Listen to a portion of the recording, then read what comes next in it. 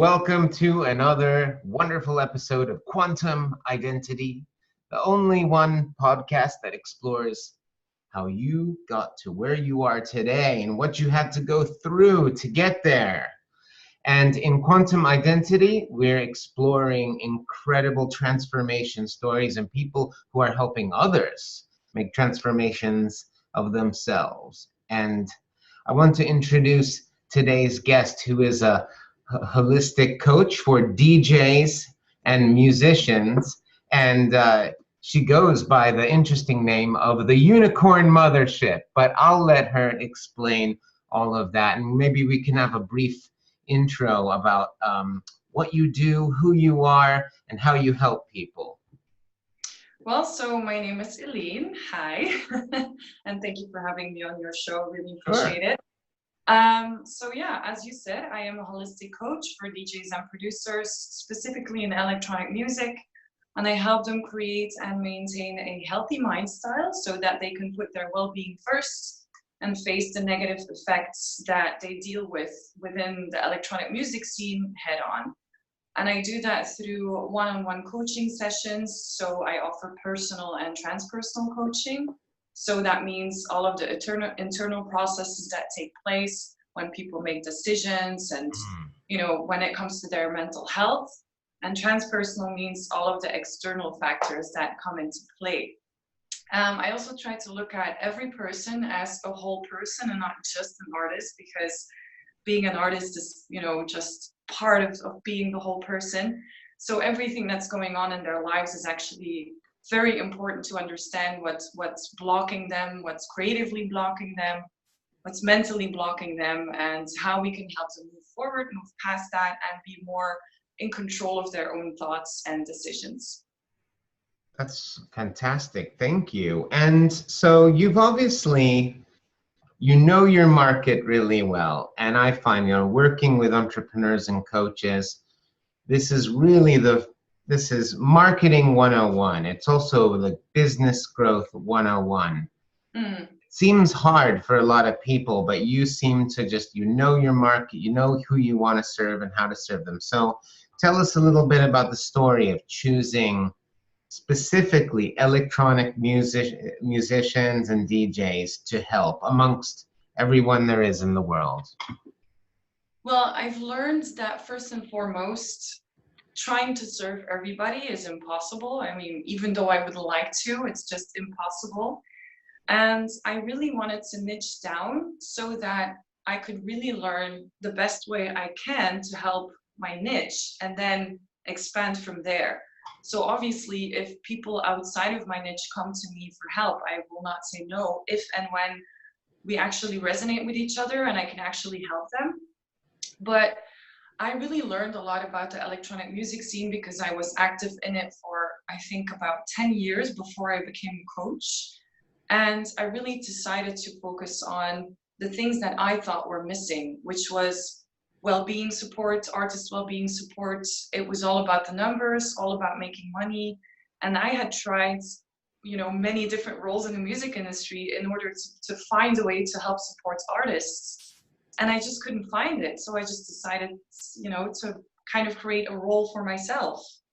And also because I was struggling with a lot of mental health issues and I was going through a certain process, I thought, hey, wouldn't it be interesting to just teach other people all of the different ways that I've taught myself back to health and then apply that in their own careers and in their own lives. So that's kind of how I brought two of my important worlds together, basically. Yep, absolutely. And so what are you finding are the big problems in well-being, mental well-being or spiritual? What do you find in the industry? Where's the suffering? How are people suffering? Well, mostly there's a lot of feelings of isolation. So especially DJs who are more established, they are traveling a lot more and they can tour all year round. So it's not like a band who usually tours around an album release. A DJ can really just tour all year round. They can be booked in a club in one country and then fly out to the next, like within the day or within 2 days. So they don't get a lot of sleep. they're away from friends and family. They have to deal with, you know, the negative effects that not getting enough sleep, and sometimes in some cases access to substances has on their mental state of mind.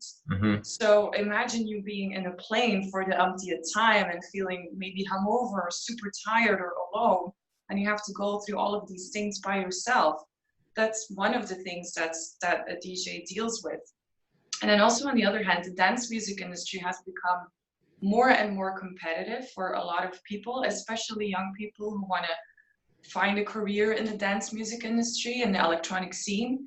Mm-hmm. And I think it's very important that they learn how to be musicians and not necessarily how to make good music. I think it's really important to give them an entrepreneurial mindset and a healthy mind style so that they actually know how to navigate all of the negative things that are going on in the music industry. You know, people trying to take advantage of them, or they not really understanding how things work and not finding the right people to work with. Like Right. all of these things are really important.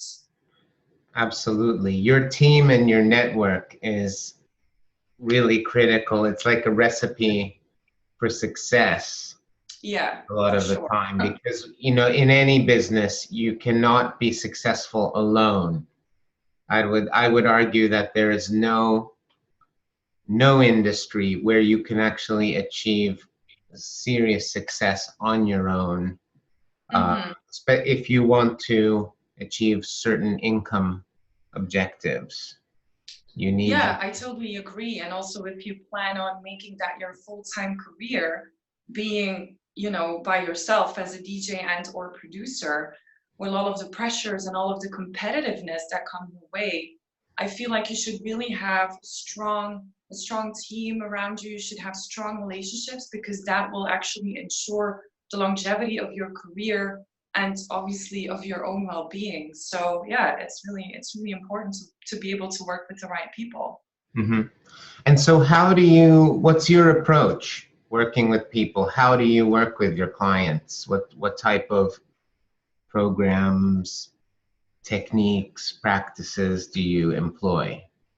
Oh, I have a lot. I usually start from one-on-one coaching. So either we do it face-to-face if we're in the same area, which usually takes like one session is 1 hour, or we do it through a video call if we're not in the same time zone even.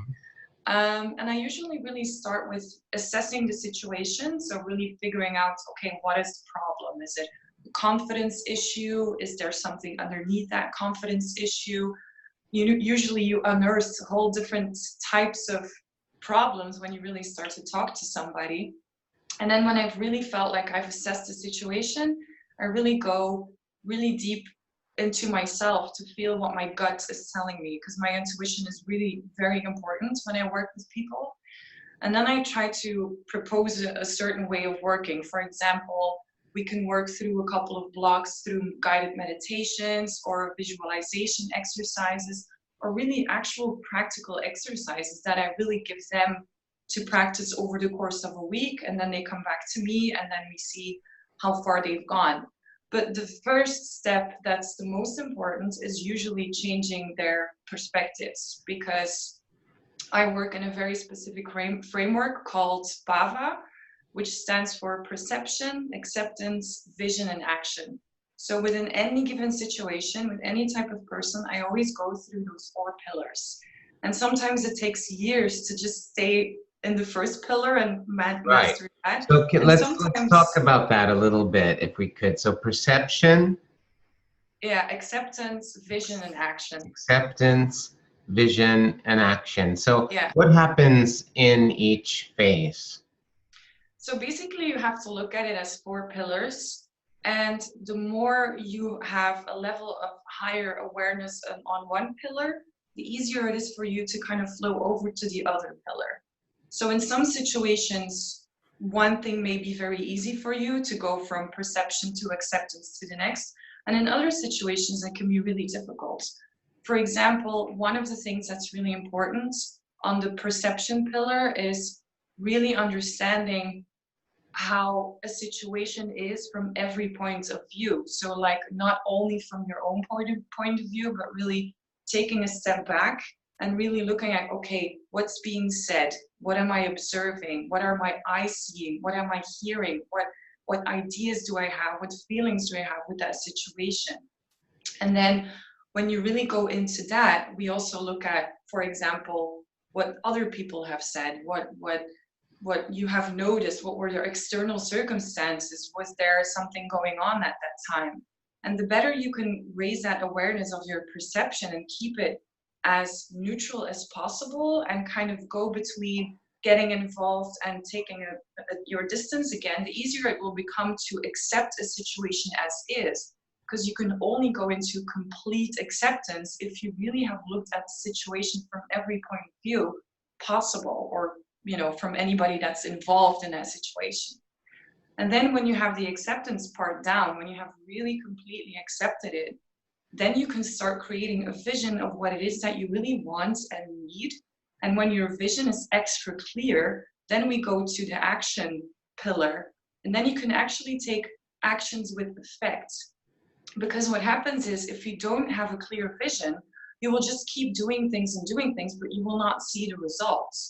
So that usually means that there is something not quite right yet with your vision, and you have to work on that pillar first. Mm-hmm. And this really gives like a nice framework within which I work and I was trained. So I see. So interesting. And you mentioned earlier that therapy saved your life. Yeah.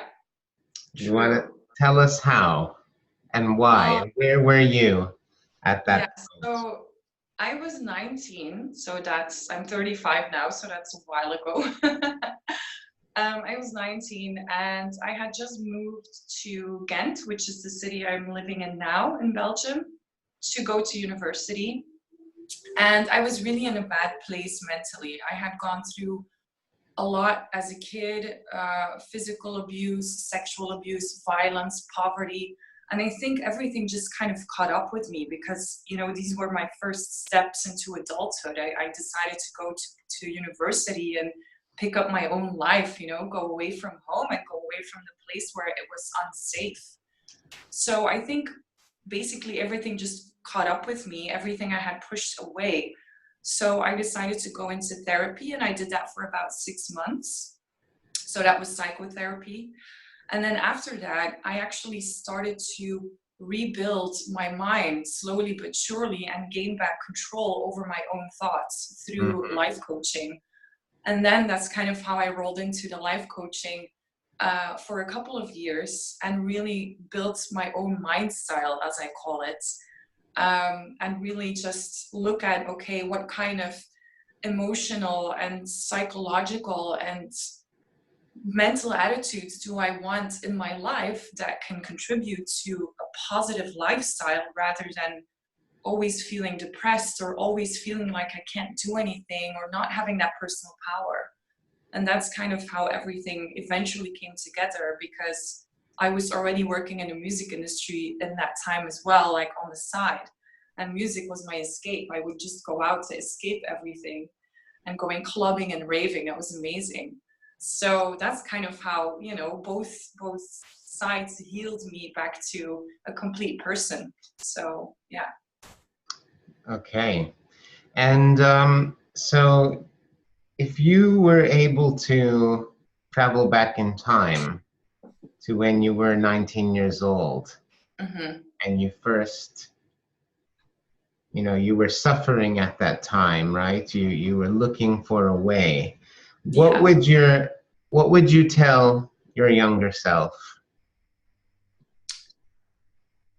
I always find that an interesting and difficult question at the same time. I think I would probably tell her to get help sooner than I did. I think, because I think I waited too long. I really let it affect my body. I was getting really sick. Like I was really ill for 6 months or something. I couldn't leave my house anymore at some point. So I probably would say, like, get help sooner. Because I do feel like, and I still see that within young people tend to have this thing of, well, if I can't really talk to my friends or my peers about it, I'll just bottle it up and say nothing. So I think that would be my first thing to say, like, just get help sooner than when I did. I should have been in therapy a lot sooner. And then another thing I would say is that, you know, like, you're doing great. You're doing great just the way you are, with every skill you have right now at this moment in time. And please be kind to yourself, and be grateful for the things that you are doing now and that you already have, and work with that. Like, be respectful of your own life and your own self as a person. I would definitely say that, yeah, because I was missing a lot of self-respect back then. Yeah. I think, you know, a lot of people, it all comes down, not everything, but self-love and self-esteem is really critical. I think that it's something that takes work, Yeah. because in our society, we have forces coming from many different directions that don't help people love themselves. Right? True. Whether it's your upbringing or the media or the culture or stress, you know, this world we live in more than anything doesn't teach people to love themselves. You have to do it for yourself and find out how, and then Yeah. work at it every single day. And what would you say to people who are lost in their own depression right now and haven't really come to terms with what depression is and don't necessarily know what the next step to alleviate their suffering would be? What would you say to people who have yet to embark on a journey of fixing themselves? Not, I wouldn't say fixing, but improving their life or their brain to get Yeah. started. Well, first of all, again, like the same thing, what I would tell my younger self: get help, get support. You don't have to do this alone. And in some cases, it's almost impossible to do it by yourself, because you really do need like that loving, objective support just to give you another perspective on what's going on. And depression can take on many, many forms. Some people, you know, are really suffering from it and maybe don't even realize what's really going on. So there are so many types of support out there. I would really say, like, even if it's just for one session, like, it's not going to hurt you. If anything, it's going to make you so much better. So even if it's just one session, like, just take the plunge, just try it out. You know, there is nothing else going on at this point when you're feeling depressed, that you really feel like you hit the lowest points ever, and like nothing can get worse. So you might as well just Yeah. go out there and talk to somebody who's really equipped to deal with these kind of things. Yeah. Well, and one of my heroes, Eckhart Tolle, also has the saying that when, you know, it's at those low points that you talk about where opportunity really opens up. You know, spiritual awakening can Yeah. happen, or the incentive and the desire to make a change, because it's like when you've suffered enough. And sometimes I'm surprised by people at their tolerance of pain and suffering, and how they live in suffering and suffering, but they don't seek help. They know the Yeah. help can come to them, but for some reason they don't seek help. They don't believe it. Um, and I would say, well, I don't know, maybe they haven't suffered enough, and they I have think, some more suffering yeah, to do. I think at that point people probably haven't surrendered yet. Like, No. surrendering to it is very important, because surrender is really like accepting in that situation that you need help and that it's okay. It's not like just, it's not giving up. You know, surrender doesn't mean giving up. It means like, okay, I see the situation the way it is now, and I just accept that I need help, and whatever it is, like, I'm ready. Just, I'm ready to receive. I Absolutely. think that's what's definitely necessary in order for people to really take that step in that situation. Yeah. And do you find that men are more are statistically more resistant to getting help than women in your experience, or is that equal? Mm, in my experience, like, I'm not going to speak for every man or every woman out there, but in my experience, in my coaching practice, I have seen interesting differences between men and women. And the differences are mostly, most of the men that come to me have issues talking about their feelings. Mm-hmm. They don't understand their feelings, and they want to find ways to get that out. And most of the men, just by coincidence, I don't know, that I've helped, happen to be in a romantic relationship as well. And that also kind of flowed over into their romantic relationship. So I also know that probably 70% of the guys that have sought my help were also kind of lovingly nudged by their partners to get help. Yeah. And then for the women, Lovingly nudged, meaning you better fucking get help or I'm leaving you. in some cases, Right? Because I can't do this any longer. yeah, I guess in some cases it was probably, or just sending over like an email that I would send, to one of my online networks, and then the women would just send it over to their husbands and be like, hey, look at this, like hint, hint. So yeah, that Oh yeah. happens. I happen to have met a therapist / life coach / Yeah, for you. yeah, exactly. And also, like, for most of those men, it's really interesting because well, especially in the case when they're heterosexual men and they have wives or girlfriends, it's interesting because then they kind of get to practice with a woman to talk about their feelings, but there is no real like heaviness to that conversation, so that when they come home, it's easier because they already had some practice. Yeah. And then with women, it's usually the common denominator has been that they are not feeling confident enough in their technical skills, and that they think that the music is not good enough, they're not ready enough to put it out there, that it's not valuable enough. So it's usually really something that has to do with not being good enough. That's been a lot of the things that I've seen with the women, interestingly enough. Mm-hmm. And it's not like I did research on that. It's just I have it like black and white on paper. Like all of the people writing to me, like they are all using the same words and phrases to describe their struggles. So yeah, that's interesting to look at. Wow. So my last question is going to be a little bit about your routine and what you do. Like, how do you keep optimum, mind, body, and spirit? Tell us your secret.